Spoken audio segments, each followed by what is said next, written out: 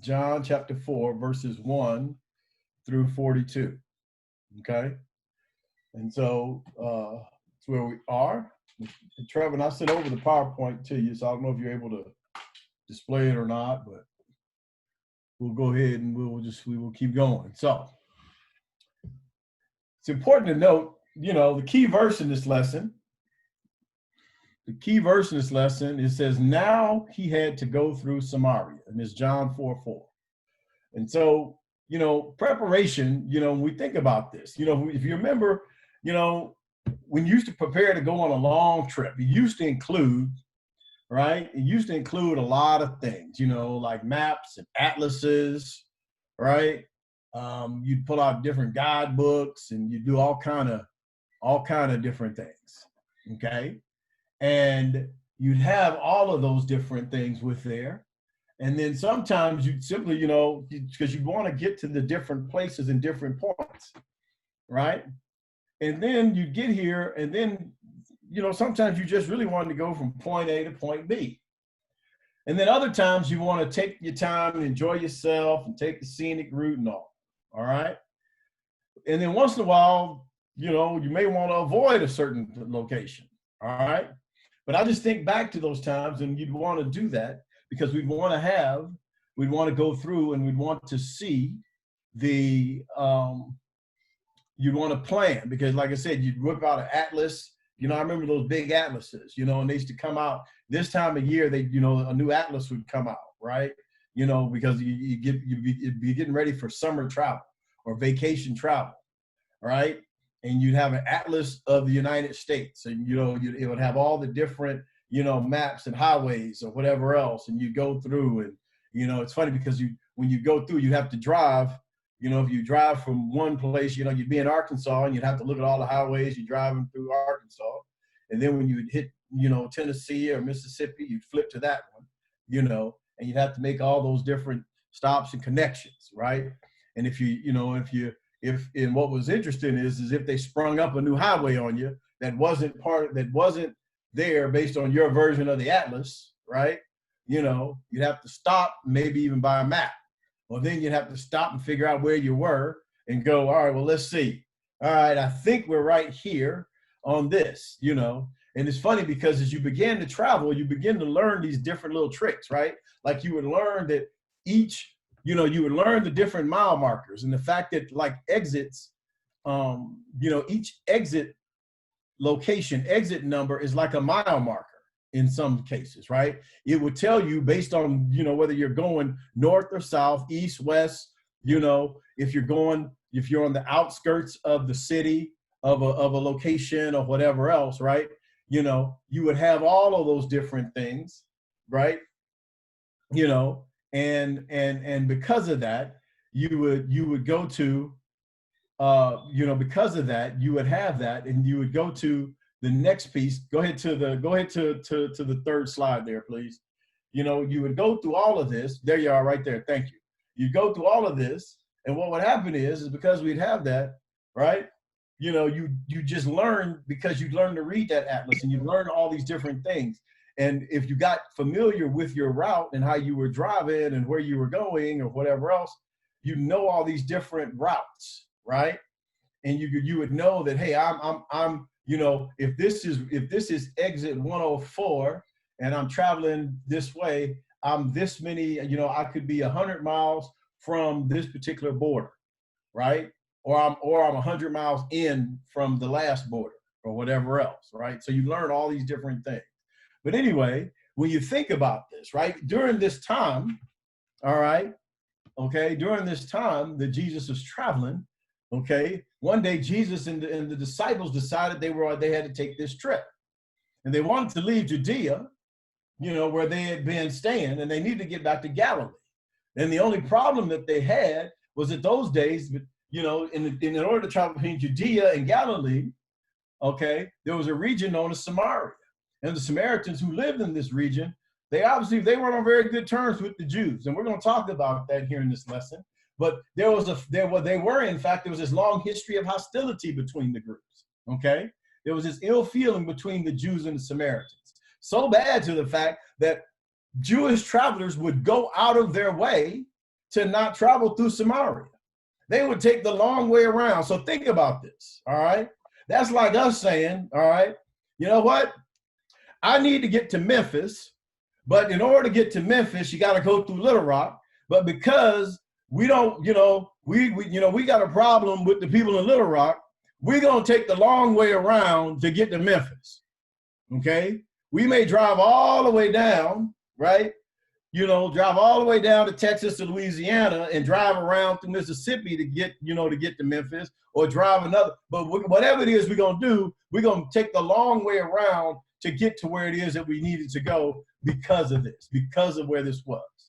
So think about that. And think out now, imagine how crazy that is. All right.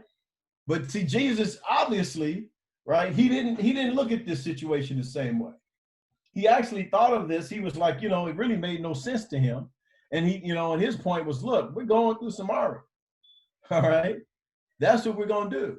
And so as we'll see here in this important lesson, is for us is this trip that Jesus took through Samaria is not only just the trip, but the conversation and the different things and the lessons that come out of taking this trip. Okay.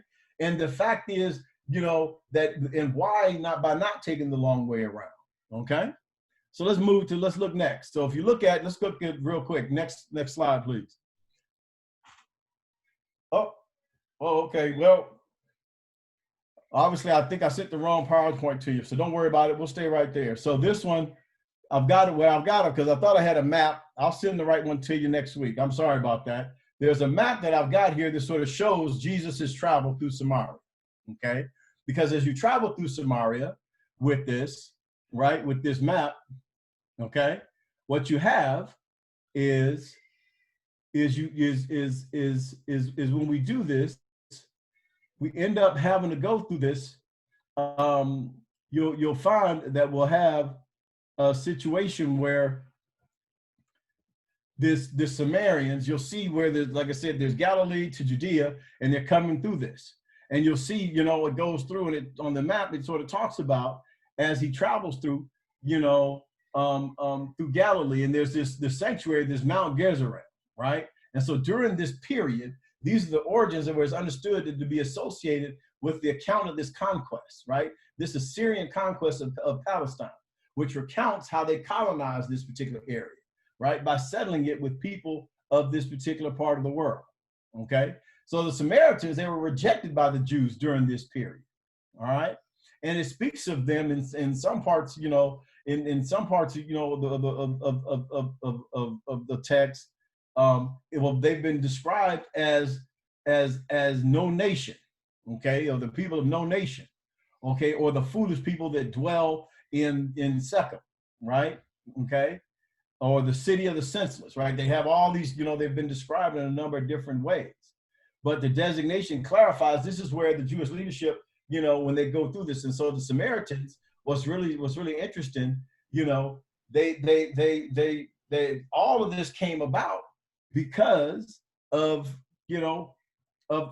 this conquest. And so when we look through this, right, you can be understood that, as we go through this, you begin to sort of see how silly it was of how this, the travels of going, what it would look like to travel all the way around, to travel outside of this group, just to see what this group would look like, okay?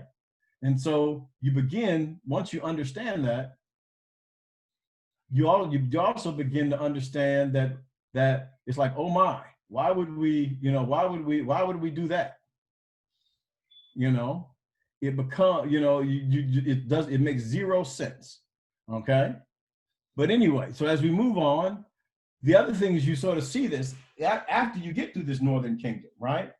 With the capital of Samaria, as it fell to Assyria, the foreigners, they were brought in to settle this land and to keep the peace. But see, there's this intermarriage between these two groups, the foreigners and then the remaining Jews. In the bottom corner. Huh? Oh, I'm sorry. And then this intermarriage between the foreigners and these remaining Jews, which resulted in this mixed race. And so that's where a lot of this came from, where it talks about this mixed race, and they were impure, or this impure opinion of these Jews. And so thus the Jews hated this mixed race of these people called the Samaritans, because they felt that their fellow Jews who had intermarried with them had betrayed their people and had betrayed the nation. Okay. And so the Jews did everything they could to avoid, traveling, to avoid anything with them, to avoid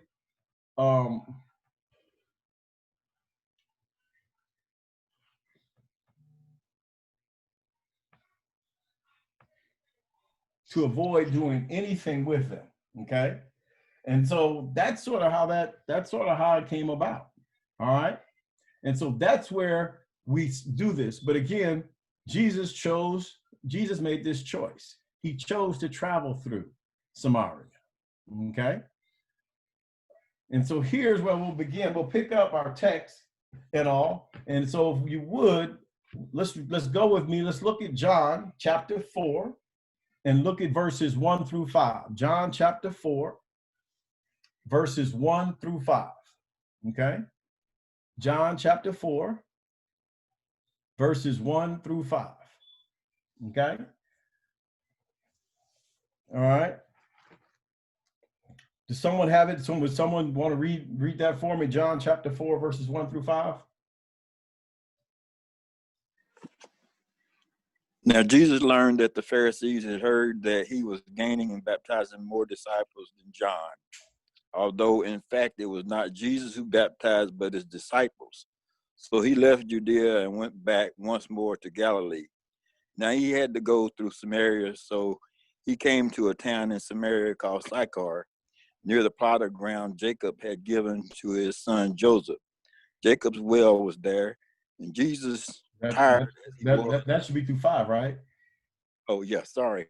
Yep, just 1 through 5, 1 through 5. All right, thank you. So here it is. So let's start with this, right? Jesus learned that the Pharisees had heard he was gaining and baptizing more disciples. So this sets up the text as to why, okay? Why? There was already this opposition that was rising, right, against Jesus from the Pharisees, okay? And, here we see, once again, another example as to where they resented Jesus's popularity as well as his message, okay? And so then they challenged a lot of his teachings at this point.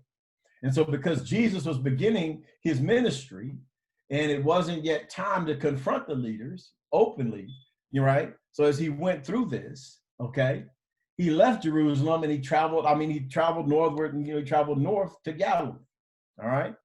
But then as he's coming back, okay, go ahead, next slide. Next one after that one. There you go, thank you. So as he's coming back, right, here's what we see. It says, so then after the northern kingdom, it was this capital of Samaria, okay? And again, as we've already talked about this, it's this intermarriage between this group, all right? And so here we already see this challenge, okay? What and how it got set up and where it began, all right?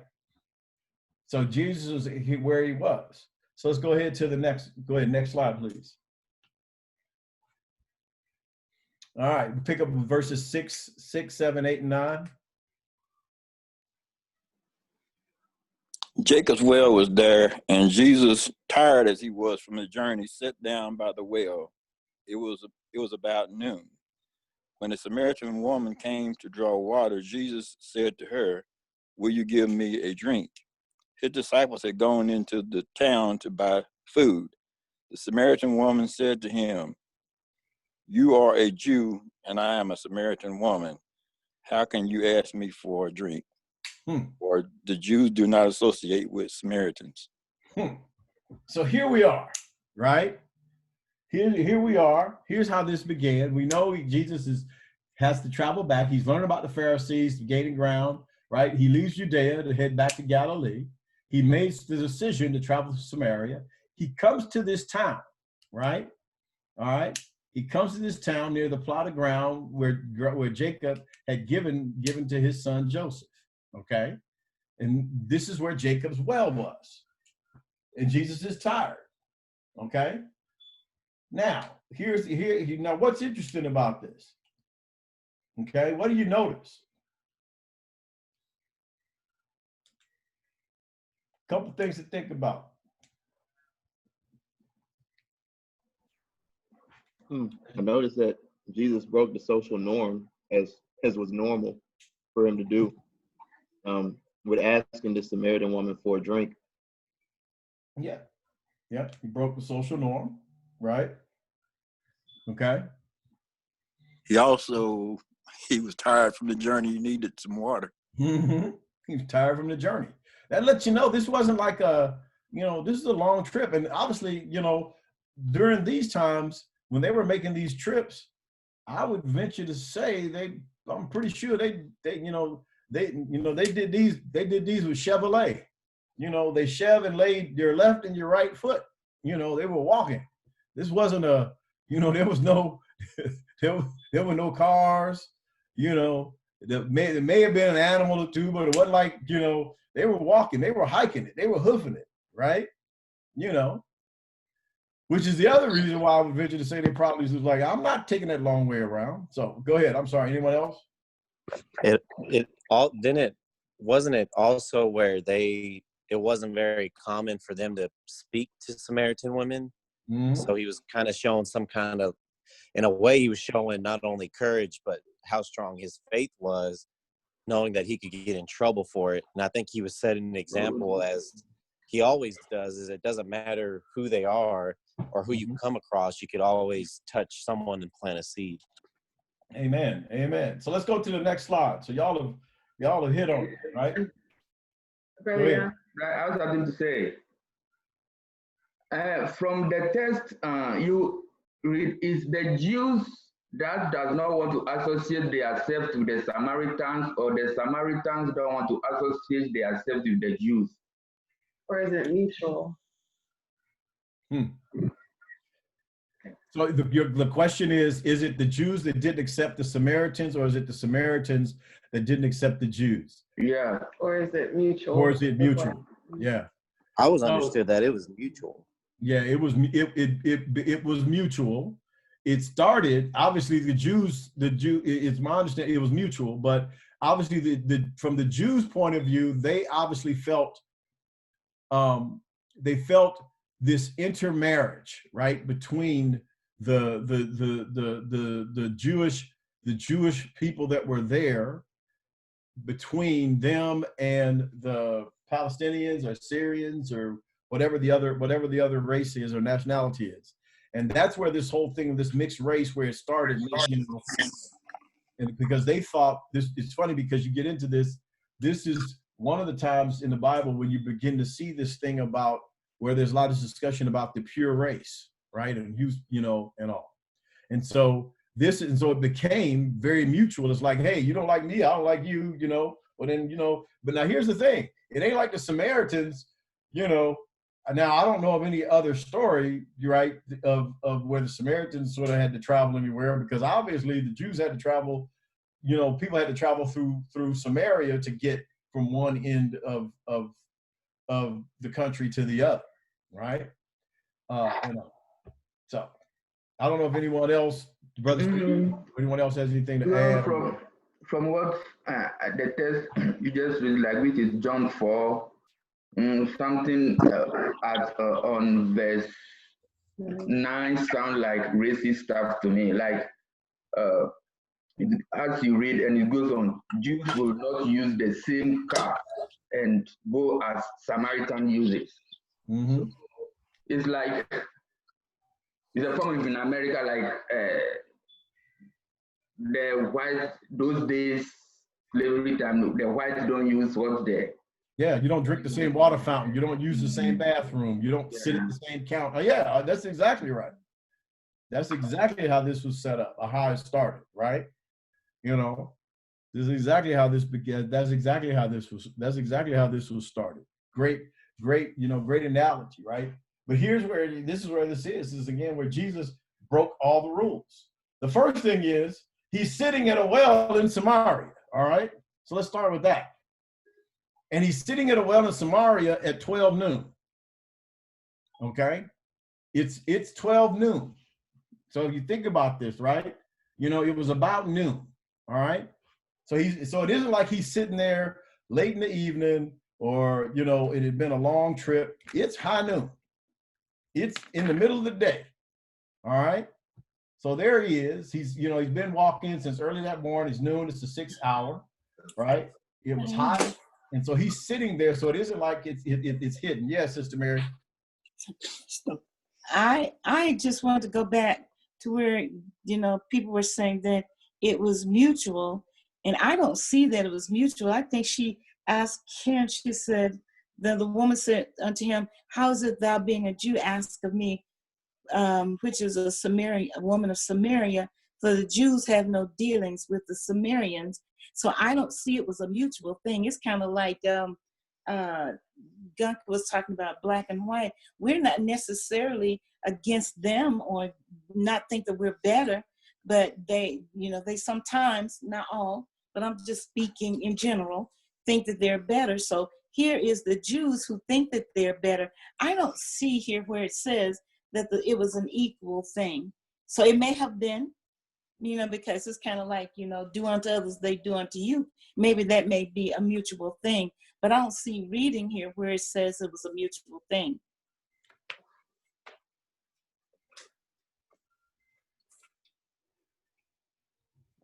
Okay. Yeah. Go ahead. Yeah, to me, that's what is in mind. From the story that you read now, it's not a mutual thing, and I believe Jesus Christ wanted to break that kind of cycle. That is why he goes to ask the Samaritan, a woman, that water for that trend of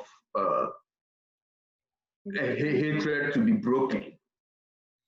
Yes, because he, as the King of Jews, and he's taking the first step to break that.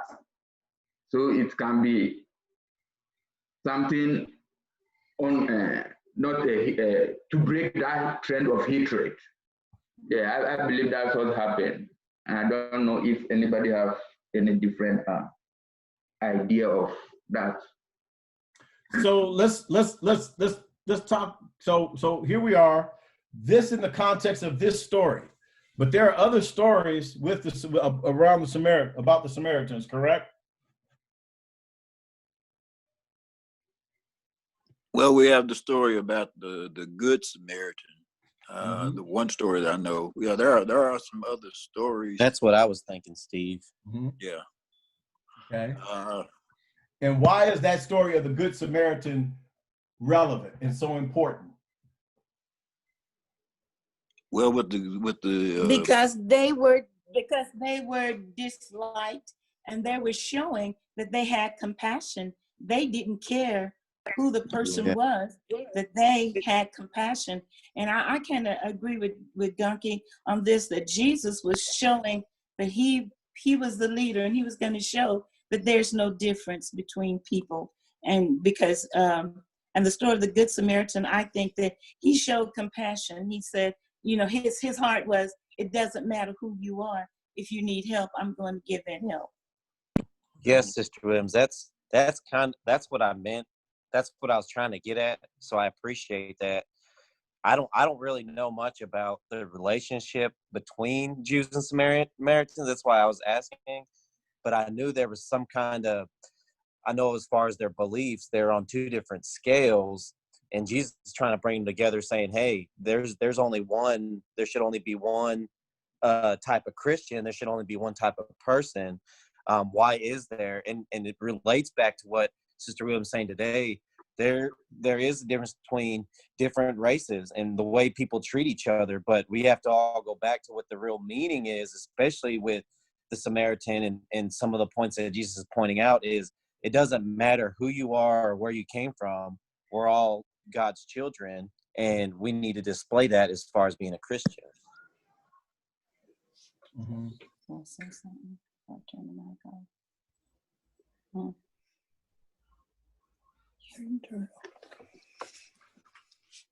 Anyone else? In the story of the Good Samaritan. Yep. Go ahead. If you remember I guess the lawyer came to Jesus and asked him what he should do, and Jesus said, what does it say? And he said, love the Lord thy God with all the heart, all thy soul, love thy neighbor as thyself. And but the question he had to Jesus was, who is my neighbor? So sometimes we're very selective.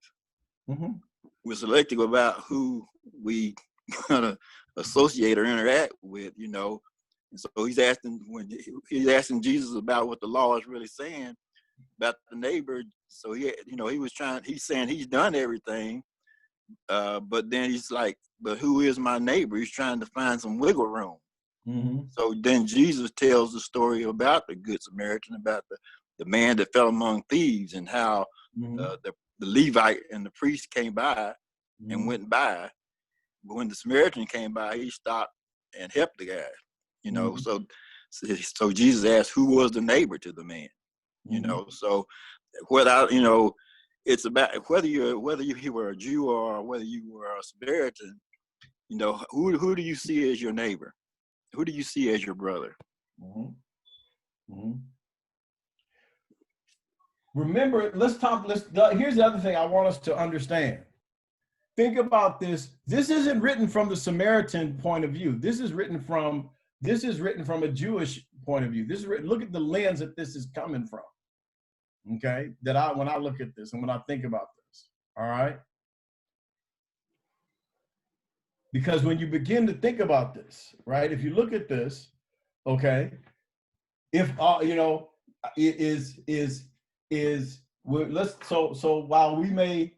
I can get my head around and I can understand what we're saying is when you read this, when you talk about this hatred or whatever, the hatred or the dislike or whatever, where and all, from the Jews to the Samaritans, got that part.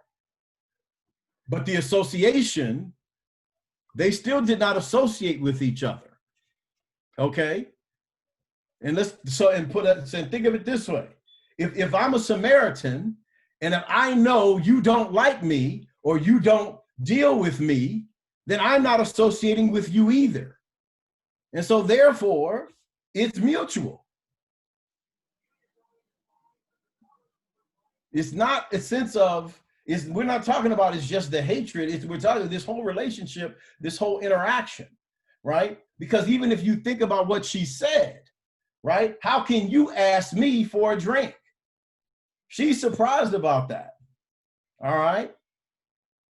Okay. So, Brother Irvin, you're saying as far as mutual, you're saying as far as how they both looked at the relationship. As they look at the relationship. And here's the thing.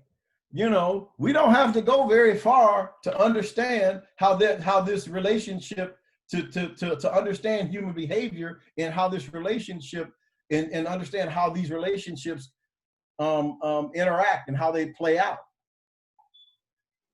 Okay, Brother Irvin. Yep. I think you're right as far as with the way that it's being looked at, especially from the lens of the Jews. That if Jesus is breaking the rules, he's breaking the rules of the Jews.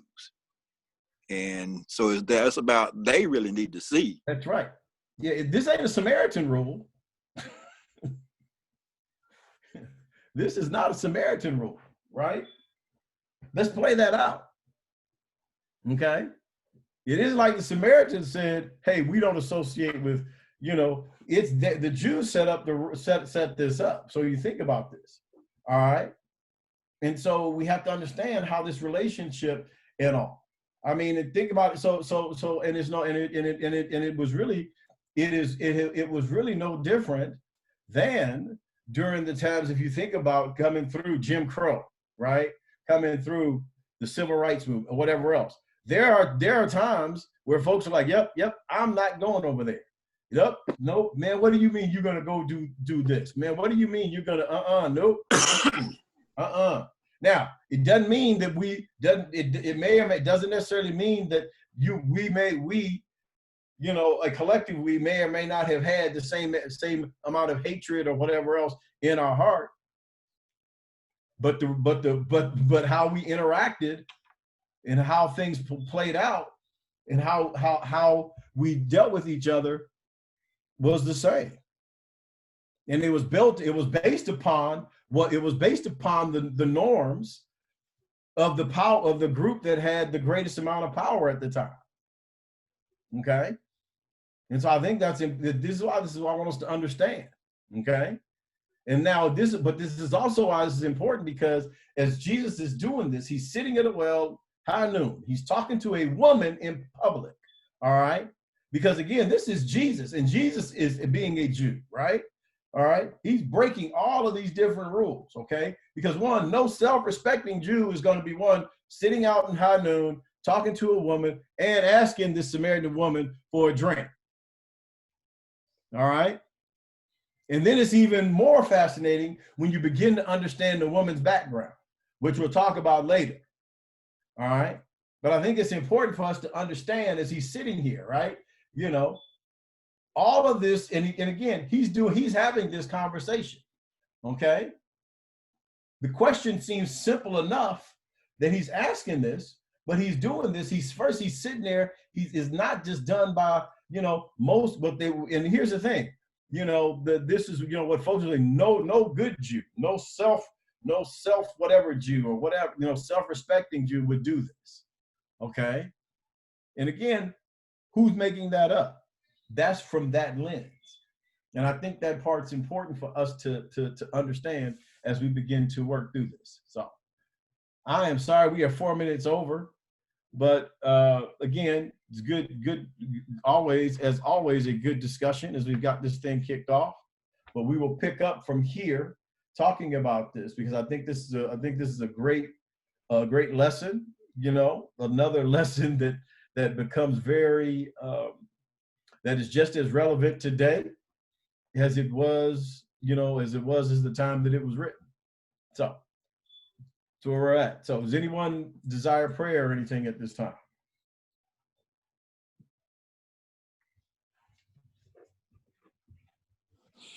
Just prayers for my nephew, Easton. He's in Pennsylvania working a storm right now. Oh, wow. Okay. Prayers for Easton. Okay. Prayers personally for me. I have a lot going on at work right now. So just ask for guidance and strength, really. All right. Okay. Okay. All right. So, Brother Williams, do you mind dismissing us in a word of prayer?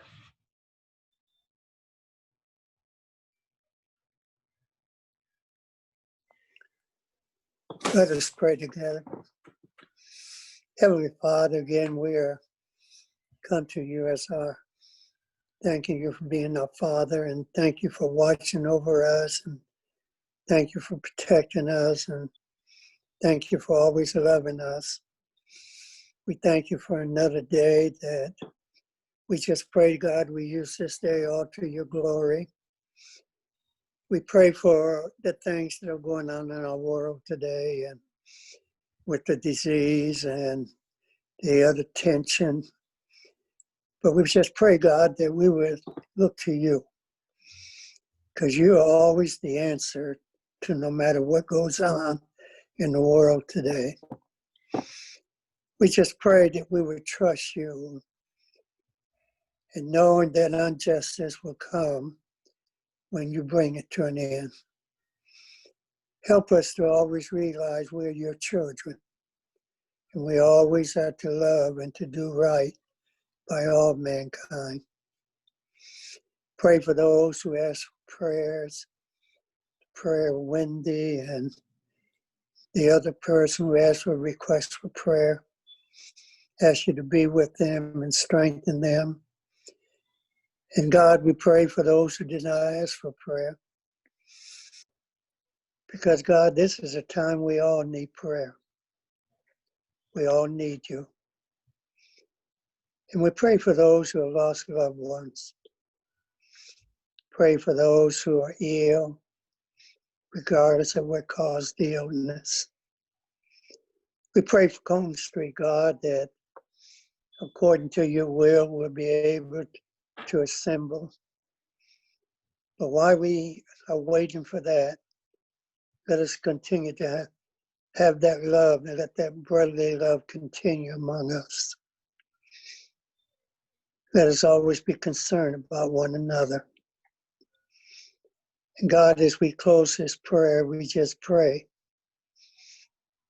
that at the end of the day, we're still walking closer with you. And that is so important today, that we have that close walk with you. Thank you for the lesson. Thank you for those participants. Thank you for Brother Young, and just thank you for everything.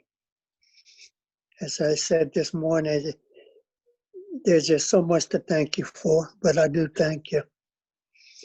We ask all these prayers in your son's name. Amen.